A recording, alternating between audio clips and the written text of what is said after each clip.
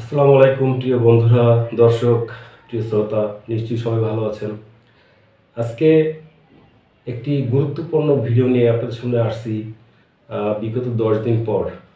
আ বর্তমানে আমার আ পরিস্থিতি একটু খারাপ, তাই দৈনিক ভিডিও বানাতে পারি না। আ এর জন্য সবার কাছে ক্ষমা প্রার্থী। তবে চেষ্টা করব দৈনিক ভিডিও বানানোর জন্য। আজকে যে ভিডিওটি নিয়ে আপনাদের সামনে কথা বলবো, সেটি হচ্ছে যে বর্তমানে যে রাইড শেয়ারিং একটা ভয়াবহর দিকে চলে গেছে। ভয়াবহটা কি? ছিনতাই, বাইক ছিনতাই, মানিব্যাগ, টাকা পয়সা সব কিছু নিয়ে যাচ্ছে যাত্রী বেশে ছিনতাইকারীরা। এই বিষয়ে বিস্তারিত বলবো। আপনারা যারা রাইড শেয়ার করেন তাদের জন্য গুরুত্বপূর্ণ হবে ভিডিওটা। আপনারা সবাই সাবধান হয়ে যেতে পারবেন। তো চলুন আমরা বিস্তারিত পুরো ভিডিওতে আলোচনা করি। বন্ধুরা, আপনারা অনেকেই রাইড শেয়ার করেন, কেউ দিনে করেন, কেউ রাতে করেন, আপনারা আবার কেউ কন্ট্যাক্টে ভাড়া মারেন, কেউ অ্যাপসে ভাড়া মারেন।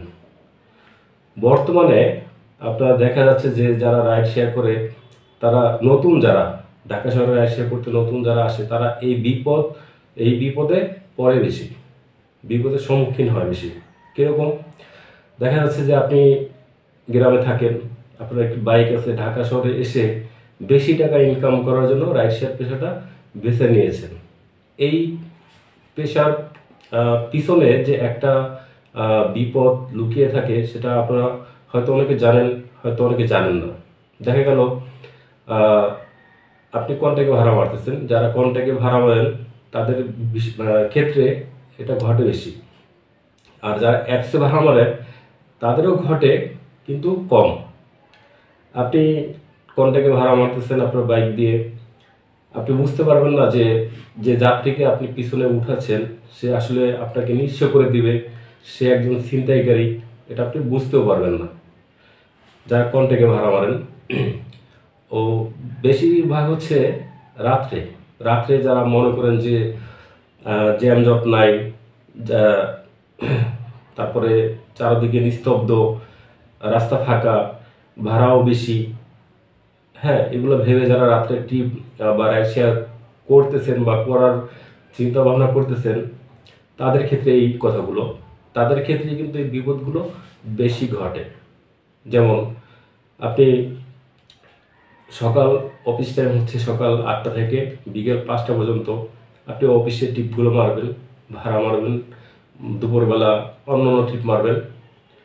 সন্ধ্যার পর পর্যন্ত কিন্তু অফিসিয়াল মানুষ যে যারা কর্মস্থলে থাকে তারা কিন্তু বাসা বাড়িতে ফেরার চিন্তায় থাকে যে রাত্র 7টা 8টার ভিতরে বাসা যাবে।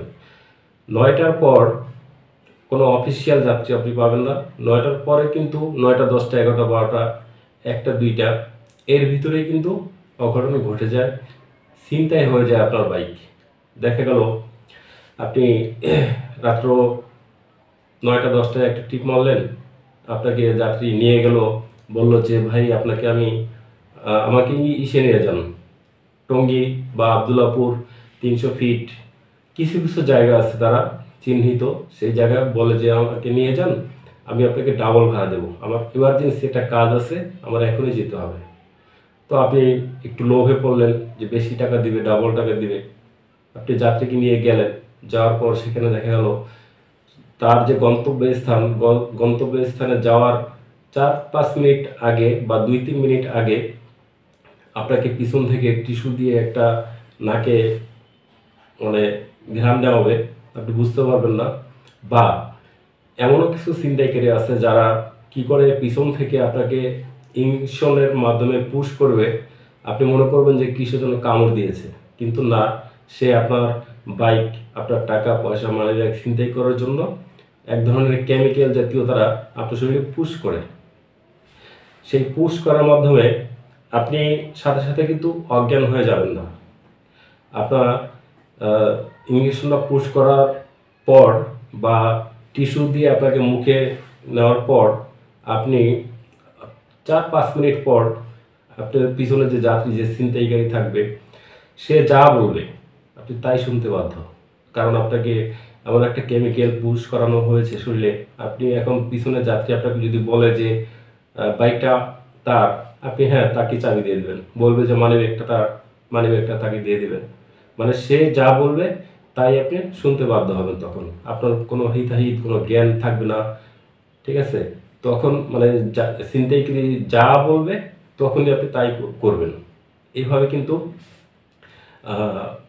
আপনার বাইকটি ছিনতাই হয়ে যাবে, আপনার মোবাইল, টাকা পয়সা, মানিব্যাগ যা আছে সব কিছু কিন্তু এভাবে নিয়ে যাবে। আপনি কিন্তু অনায়াসে তাকে দিয়ে দেবেন, সে কিন্তু জোর করবে না আপনার সাথে, যে আসলে যে জোর করে ছিনতাইকারী বা অস্ত্র ঠেকিয়ে নিয়ে যায় সেরকম না।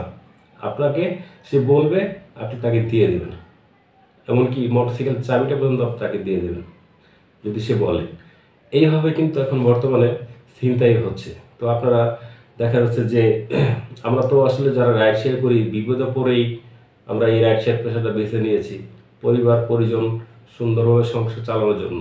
এখন পরিবারের দেখা গেলো যে কর্মকর্তা আমি বা আপনি, আপনার উপরেই সব দায়িত্ব। এখন যদি বাইকটা শেষ সম্বল আপনার নিয়ে যায় ছিনতাইকারীরা, তখন আপনি তো একদম অসহায় হয়ে পড়বেন, নিঃস্ব হয়ে যাবে আপনার সংসার, আপনি একদম ধ্বংস হয়ে যাবেন। তো এই সমস্ত বিপদ এড়িয়ে চলার জন্য আপনারা যারা কম থেকে ভাড়া মারেন, তারা আপনারা রাত্রে বেশি একটা ভাড়া মারবেন না, আর সন্ধ্যা 7টা-8টা হলেই আপনারা বাসায় চলে আসবেন। আর যারা অ্যাপসে ভাড়া মারেন, অ্যাপসে ভাড়া মারলে দেখা যাচ্ছে যে সন্ধ্যা পর্যন্ত আপনি ভাড়া মারেন।